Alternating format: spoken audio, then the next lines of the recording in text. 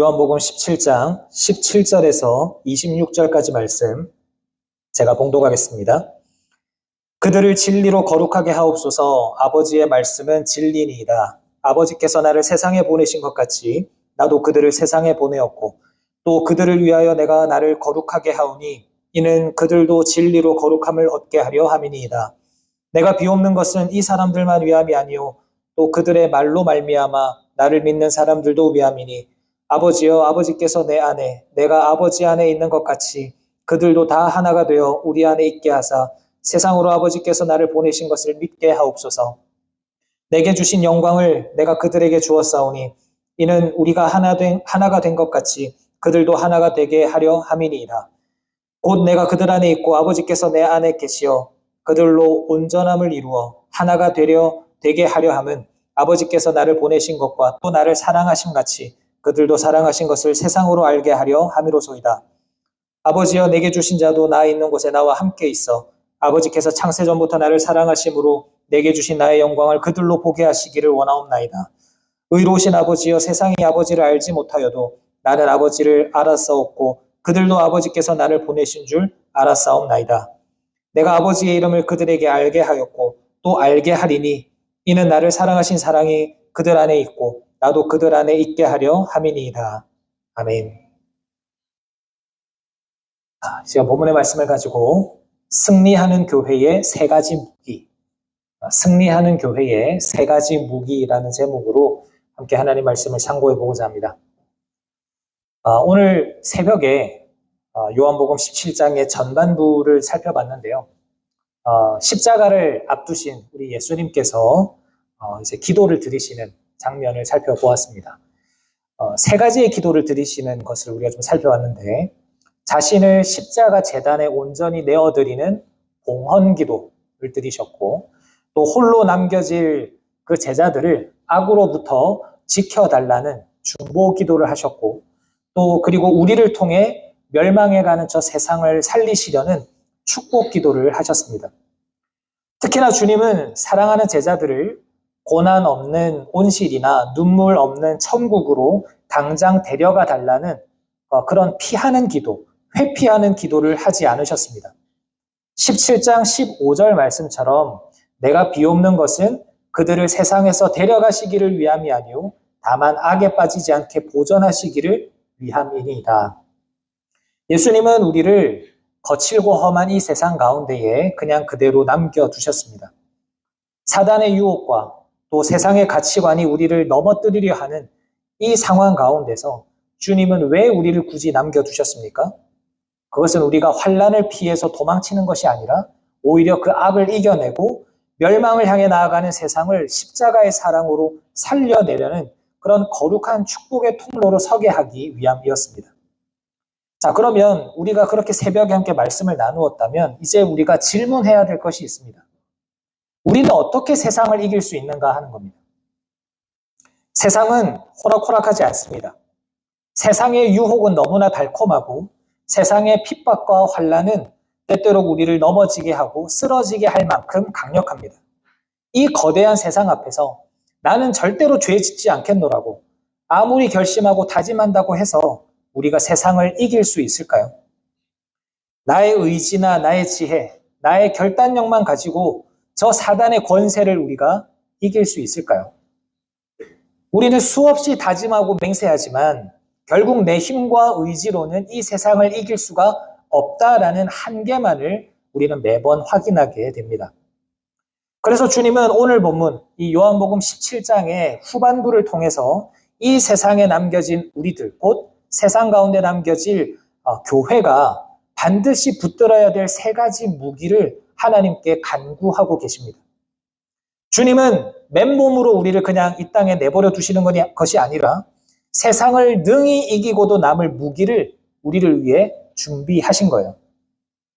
오늘 이 시간 세상과 맞서 싸우다 지쳐버린 우리라 할지라도 주님이 우리에게 허락하신 이 세 가지 무기를 다시금 붙잡게 되기를 간절히 바랍니다. 이 말씀을 함께 나누면서 묵상하실 때 세상이 감당할 수 없는 능력을 회복하시고 또 굳게 닫혔던 기도의 문이 열리게 되는 귀한 은혜가 있기를 주님의 이름으로 축원합니다. 아멘. 먼저 첫째로 주님이 이 험한 세상에 남겨진 교회를 향하여 허락하신 무기는 바로 진리의 말씀입니다. 진리의 말씀. 본문 17절 말씀을 보십시오. 그들을 진리로 거룩하게 하옵소서. 아버지의 말씀은 진리니이다. 15절에서 예수님은 악에 빠지지 않게 보전해 주십시오라고 사단의 공격으로부터 우리를 지켜달라고 기도하셨습니다. 그런데 17절의 기도는 그 기도에 한 발자국 더 앞서가는 기도예요. 소극적으로, 방어적으로 나 자신을 지켜달라라는 기도를 넘어서서 적극적이고 능동적으로 이제 이 세상을 이길 무기를 나에게 무장시켜달라라는 기도입니다. 무엇으로 무장하는 거예요? 진리로 거룩하게 해달라는 겁니다. 여러분, 성경이 말하는 거룩이란 무엇일까요?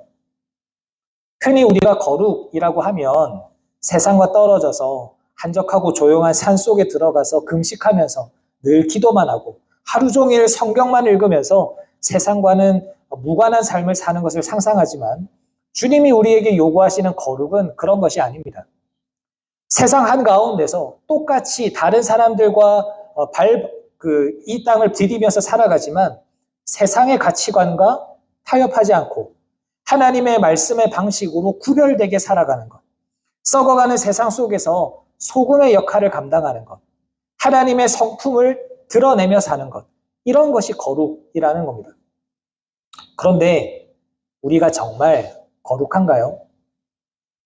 거룩한 하나님의 백성으로서 나는 거룩하게 살아야 한다는 것을 너무나 잘 알고 있음에도 불구하고 정말 예수 믿는 사람처럼 매 순간 살아가겠노라고 다짐은 하지만 막상 삶의 현장으로 우리가 나아가 보면 정말로 내가 그런 거룩한 자로서 살아가고 있는가?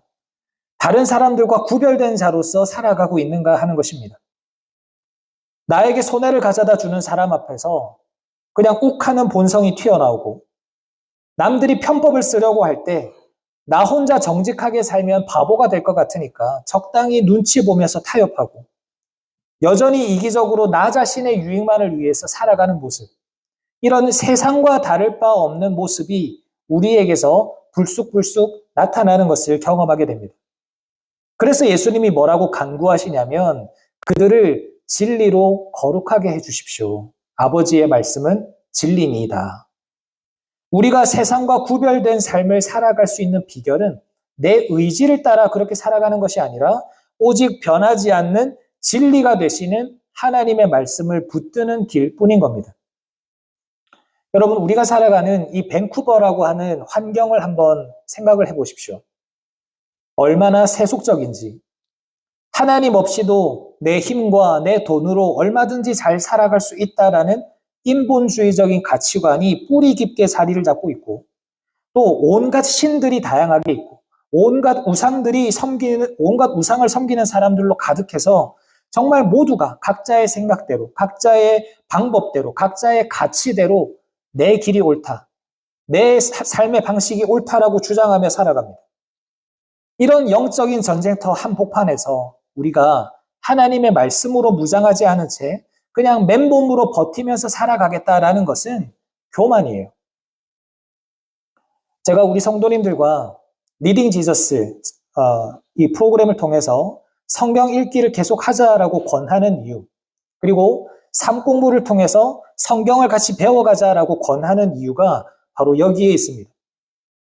제가 매주 주일 아침마다 리딩 지저스 이번 주 안내를 드리고 격려를 드려가면서까지 이 성경 읽기를 계속 지속해가는 이유가 무엇일까요? 단지 우리가 성경을 일독했다라는 성취감 때문일까요? 아니면 이것을 해야 우리가 구원을 받을 수 있기 때문입니까? 아니면 저의 입장으로 보면 제 자신이 목회자로서 우리 성도님들을 잘 양육하고 있다라는 만족감 때문에 제가 이걸 하는 걸까요? 여러분, 우리가 성경을 읽는다라는 것은 우리가 다른 다른 책들을 읽는 독서를 하는 것과는 차원이 다른 일입니다. 이 어두운 세상 가운데서 우리가 말씀을 읽는다라는 것은 영의 양식을 먹는다라는 것이고 우리 자신뿐만 아니라 우리의 가정 그리고 나에게 속한 사람들을 거룩하게 지켜내기 위한 이 생존을 위한 몸부림인 거예요. 그렇기 때문에 우리는 늘 말씀을 가까이 해야 하고 말씀을 읽어야 합니다. 이 말씀이 곧 하나님이시라 했잖아요. 그렇게 말씀을 읽음으로 어떤 일이 일어납니까? 본문 19절을 보면 또 그들을 위하여 내가 나를 거룩하게 하오니 이는 그들도 진리로 거룩함을 얻게 하려 함이니이다. 우리는 지난 주일에 주님 안에 거하는 비결에 대해서 배웠습니다. 기억나시나요? 무엇이었습니까? 내 말이 너희 안에 거하면, 다시 말해서 말씀이 내 안에 거하는 것, 그것이 예수 그리스도 안에 우리가 거하는 것이라고 했지 않습니까? 그리고 예수님이 19절을 보니까 우리를 위해서 예수님 자신을 거룩하게 하셨어요. 그러니까 이 말은 십자가의 제물이 되셔서 자신을 온전히 구별하여서 하나님께 드리셨다라는 말입니다. 그러니까 이걸 좀 정리를 해보면 우리가 말씀을 읽는 것은 이렇게 거룩하게 되신 예수님이 우리 안에 거하시는 일이고 그 예수님의 거룩이 내 안에 임함으로써 나도 어떻게 되는 거예요? 거룩하게 되는 거예요. 그래서 진리의 말씀으로 거룩하게 된다는 것이 그런 의미입니다. 사랑하는 성도님 여러분, 오늘 우리가 구해야 하는 것이 무엇입니까? 내 힘과 의지로 살아가려는 교만함을 던져버리고 말씀으로 나를 채워주시기를 구해야 되는 거예요. 진리의 말씀이 내 안에 임함으로 말미암아 거룩하신 주님이 내 안에 거하시게 되시고 주님이 내 안에 거하시면서 자연스럽게 나는 그 주님을 닮아가는 존재가 되어가고 그 주님이 거룩하시기 때문에 동시에 내가 거룩해져가는 거룩의 능력을 덧입게 되는 그런 일들이 일어나게 되는 것입니다. 그래서 우리가 그 일을 사모해야 되는 거예요. 말씀 앞에 늘 나를 복종시키면서 말씀이 내 삶의 기준이 되어지기를, 그래서 말씀의 능력이라는 무기를 가지고 우리가 이 세상 가운데서 능히 승리하며 살아가기를 구해야 되는 것입니다. 이 말씀의 능력이 회복되는 오늘 이 밤이 되기를 주님의 이름으로 축원합니다. 둘째로 주님이 이 험한 세상 가운데 남겨진 교회를 향해서 허락하신 무기는 하나됨입니다. 하나됨. 본문 20절을 보시면 내가 비옵는 것은 이 사람들만 위함이 아니요 또 그들의 말로 말미암아 나를 믿는 사람들도 위함이니. 여러분, 이 예수님의 기도가 누구를 향한 기도일까요? 십자가라는 그 끔찍한 고통을 얼마 남겨두지 않은 그 절박한 순간에 주님의 시선은 주님의 곁에 있던 그 11명의 제자뿐만 아니라 시간과 공간을 넘어 이 제자들이 전한 복음을 듣고 예수님을 믿게 될 장차 모든 세대의 성도들을 향해 있다는 것을 보게 됩니다. 그러니까 지금 이 기도는 우리를 향한 기도예요. 그런데 예수님이 오늘날 우리를 위해서 뭘 기도하셨다고요? 21절을 보십시오. 아버지여, 아버지께서 내 안에, 내가 아버지 안에 있는 것 같이 그들도 다 하나가 되어 우리 안에 있게 하사 세상으로 아버지께서 나를 보내신 것을 믿게 하옵소서.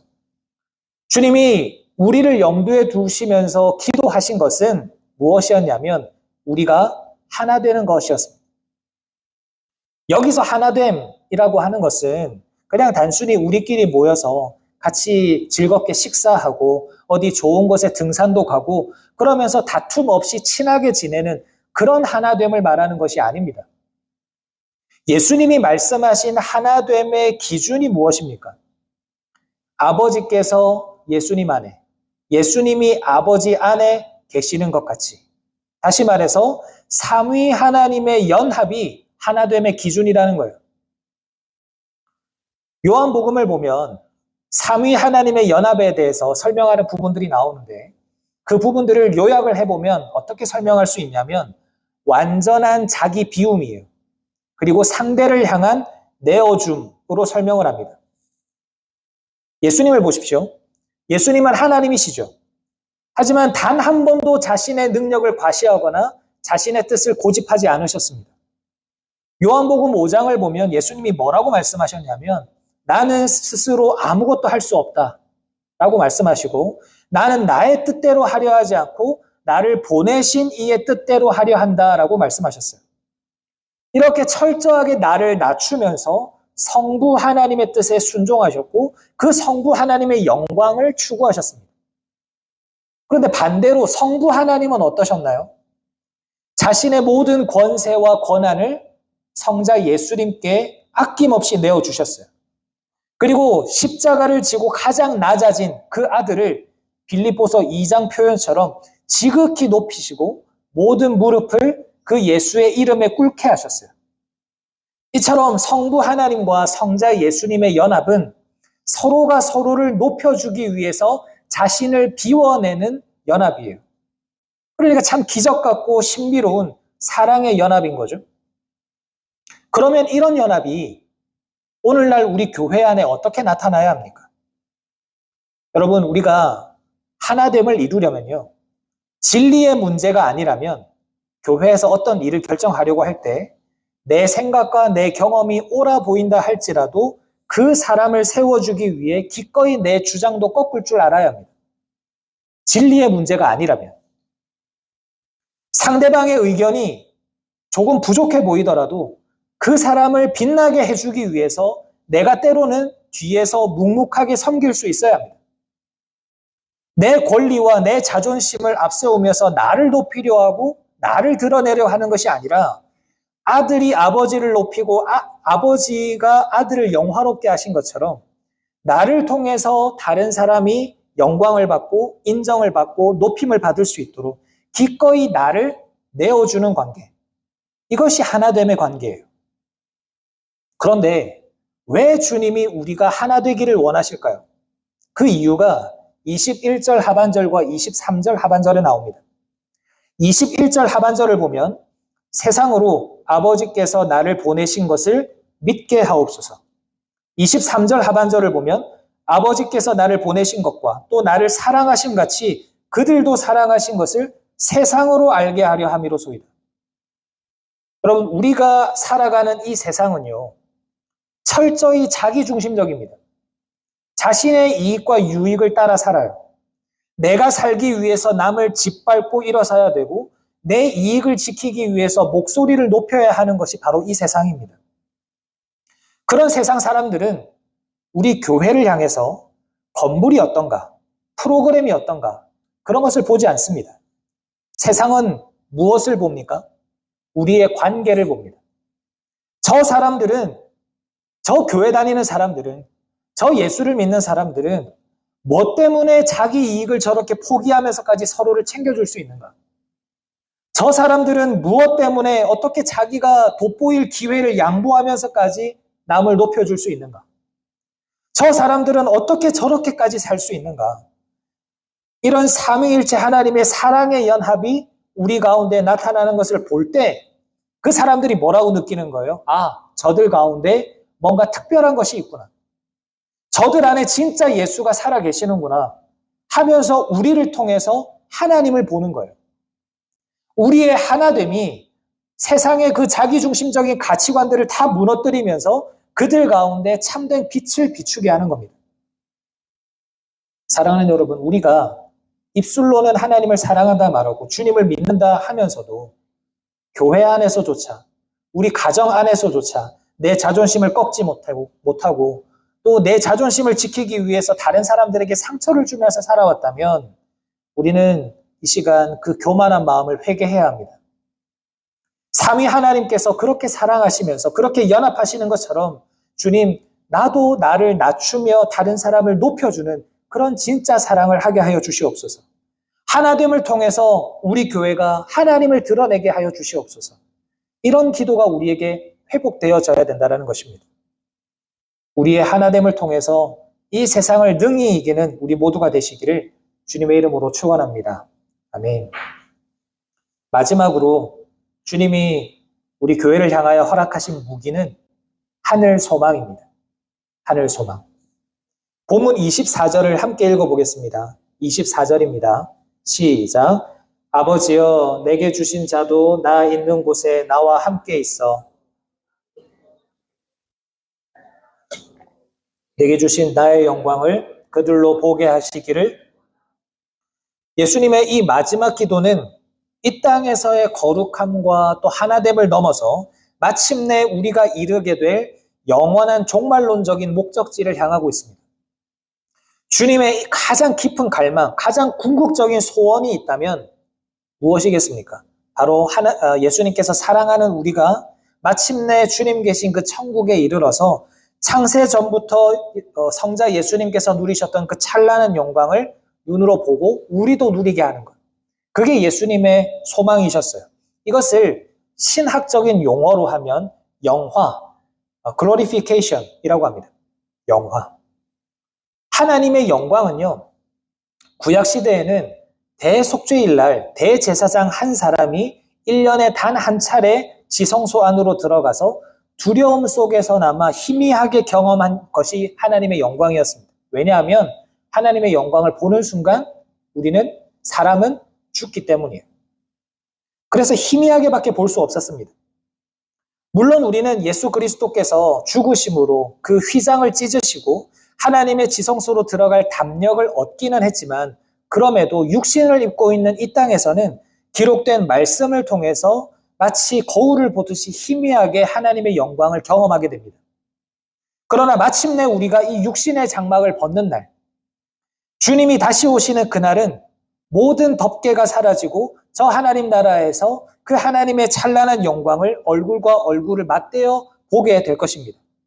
주님은 그 영광의 자리, 영화의 자리에 우리를 초청하기 위해서 십자가에 달리신 것이고 지금 이 순간에도 그것을 위해 아버지께 간구하고 있는 겁니다.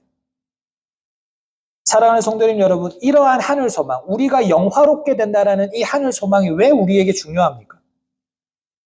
이 소망이 있어야 지금 내 눈앞에 닥쳐져 있는 고난과 억울함을 견딜 수 있기 때문입니다. 여러분, 우리가 너무나 잘 아는 사실이지만 이민자로서 낯선 땅에 뿌리를 내리면서 살아간다는 것이 얼마나 힘든 일입니까? 언어와 문화의 장벽을 넘어서 치열하게 생존하면서 살아간다는 것이 얼마나 고되고 눈물 나는 일입니까? 특히나 우리 자녀들이 보다 나은 교육을 받고 더 좋은 환경에서 당당하게 자라나기를 기대하면서 자신의 삶을 깎아가면서까지 헌신하시는 그 수고를 주님이 왜 모르시겠습니까? 때로는 세상 사람들처럼 편법을 쓰고 싶고 타협도 하고 싶고 내 이익을 위해서 살아가고 싶은 이 마음이 얼마나 우리 안에서 많이 생겨납니까? 그러다가 신앙 양심을 지키다가 손해보고 상처받는 일이라도 생기게 되면 내가 무슨 부귀영화를 누리려고 예수 잘 믿어보려고 이렇게 살다가 이 팍팍한 이민 생활 어떻게 견디겠나? 그러면서 다 내려놓고 싶고 포기하고 싶을 때가 얼마나 많은지 모릅니다. 그런데 사랑하는 여러분, 우리가 이 세상 가운데서 억울한 일을 당하고 그렇게 힘겹게 수고하면서도 낙심하지 말아야 하고 절망하지 말아야 하는 이유가 있습니다. 왜냐하면 이 땅에서의 삶이, 이 밴쿠버에서의 삶이 우리의 삶의 전부가 아니기 때문입니다. 세상 사람들은 이 땅에서 보다 넓은 집을 사고 자녀가 크게 출세를 하고 노후 자금을 두둑하게 준비하는 것이 영광이라고 여기며 살아갑니다. 그러나 우리의 진짜 영광은 그렇게 썩어질 것들에 있지 않습니다. 우리의 영광은 마침내 우리가 주님 앞에 서는 그날, 착하고 충성된 종아, 그 험한 세상 속에서도 악에 물들지 않고 네가 형제를 사랑하고 형제들과 연합하면서 십자가의 길을 수고롭게 걸어주었구나 하시면서 주님이 우리를 영광 가운데서 맞이해 주시는 것, 그것이 우리의 참된 영광입니다. 이 하늘 소망이 있을 때 우리는 세상을 능히 이길 무기를 가지게 되는 거예요. 사랑하는 여러분, 오늘 이 시간 우리의 시선을 주님께로 향하시기를 바랍니다. 저 하늘 보좌에서 우리를 기다리고 계시는 주님을 보시기를 바랍니다. 문제를 바라보면 절망이겠지만 영광의 보좌 우편에서 우리를 위해서 지금도 간구하고 계시는 그 예수님을 바라보면 내 영혼에 새 힘이 솟아날 줄로 믿습니다. 저는 참 많이 도전이 되는 성경에 여러 장면들이 있지만 그 중에 하나가 이 스데반 집사님이 돌에 맞아 순교하시기 직전의 장면이에요. 얼마나 두려웠겠습니까? 얼마나 그만해달라고, 내가 잘못했으니 중단해달라고 얼마나 이야기하고 싶었겠습니까? 그러나 스데반 집사님이 그때 뭘 봐요? 눈을 들어 하늘을 봐요. 그때 스데반 집사님의 눈에 누가 들어옵니까? 그 영광의 보좌에서 일어서신 예수님을 봐요. 날 향해서 일어서신 예수님을 봐요. 그 예수님을 바라보니까 스데반 집사님이 어떤 결단이 생겨요? 그러니까 저 주님을 위해서 죽을 수 있는 결단이 생기는 거예요. 세상을 이길 수 있는 힘이 생기는 거예요.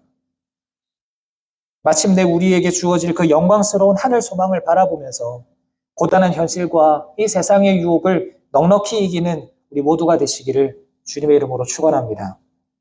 말씀을 마무리하겠습니다. 사랑하는 성도님 여러분, 세상 사는 일이 때로는 힘들고 두렵고 막막할 때가 있습니다. 차라리 하나님께서 하나님의 백성들 가운데 복 많이 받아라, 이 땅에서 잘 되라 말씀해 주시면 얼마나 믿는 우리도 신나고 기분 좋겠습니까? 하지만 하나님은 우리를 그런 자리로 이끌고 가시지 않으십니다. 주님은 십자가에 달리기 전에 우리를 위해서 중보하시면서 오히려 그 세상을 이길 무기를 허락해 주세요. 우리가 교회로서 어떤 무기를 갖추어야 합니까? 가장 먼저 세상 속에서도 우리를 거룩하게 지킬 수 있는 진리의 말씀을 가져야 됩니다. 그리고 이기적인 세상을 향해서 살아계신 예수님을 증거할 수 있는 우리 안에 하나됨을 갖추어야 합니다. 그리고 지치고 상한 심령을 회복시켜주는 그 하늘 소망을 우리가 품어야 돼요. 우리가 이번 한 주 동안 계속 반복해서 나눴던 말씀입니다만 우리 자신의 결단이나 우리의 의지나 우리의 능력을 의지하지 마시기를 바랍니다. 나를 위해 피 흘리기까지 사랑하셨고 지금도 하늘 보좌 우편에서 나를 위해 중보하시는 그 주님의 기도로 말미암아 다시 힘을 얻으시고 세상을 이길 능력을 회복하시기를 바랍니다. 이런 차원에서 오늘 이 밤 우리가 올려드리는 그 기도가 단지 내 삶에 대한 하소연으로 끝나지 않기를 바랍니다. 주님의 중보기도 위에 우리의 기도를 더하면 좋겠습니다. 주님, 오늘 우리에게 허락하신 이 무기들을 가지고 더 이상 무기력하게 세상 가운데서 무너지지 않게 하여 주시옵소서. 세상을 넉넉히 이기는 주님의 군사가 되게 하여 주시옵소서. 주님의 약속을 붙잡고 주님 주신 무기로 무장하며 살아갈 때 우리를 짓누르는 세상의 모든 어려움들이 떠나가게 될 줄로 믿습니다. 그 기도가 회복되어지기를, 그래서 주님 주시는 평안과 기쁨이 회복되는 이 밤 되기를 주님의 이름으로 축원합니다. 아멘.